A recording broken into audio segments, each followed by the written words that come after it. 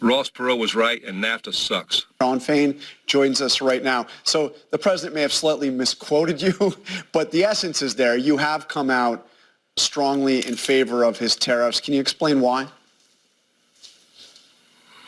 Hey, thanks for having me, John. And look, yeah, it's simple for us. Look, we're in a crisis mode in this country. You know, there is no single issue in this country that has affected our economy and working class people and their jobs than NAFTA, the USMCA, and our trade laws, our broken trade system. And we're in a crisis mode. And, you know, we are triaging right now. So I hear this debate about, you know, blanket tariffs and all this stuff. But look, we're in a triage situation. Tariffs are an attempt to stop the bleeding from the hemorrhaging of jobs in America for the last 33 years. So, you know, and as we speak right now, I mean, decisions are still being made. Warren Truck Plant right here in Michigan, there's over 2,000 people laid off. And a simple decision, Stellantis is shifting truck production to Mexico.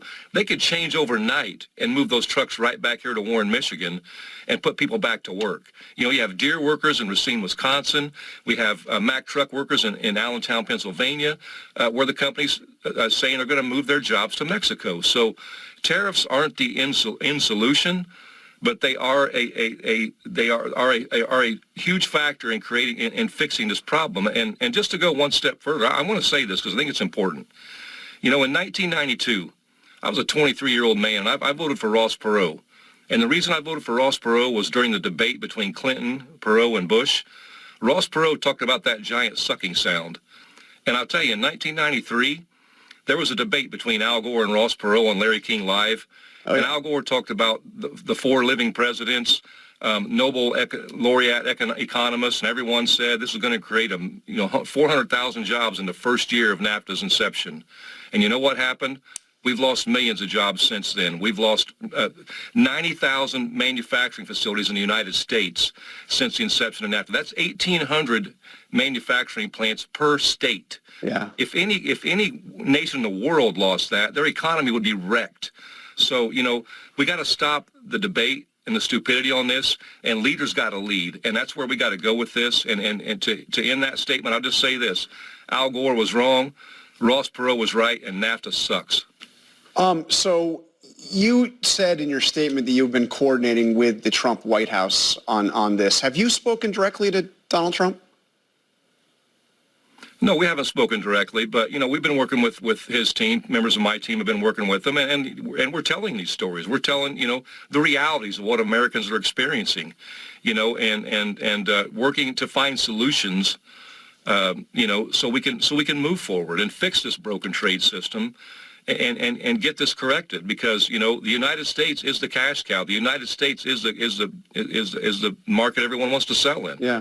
And we should have reciprocal trade laws where people have the same standard of living. I mean, and I'll say this, you know, our neighbors to the south, Mexican workers aren't the enemy.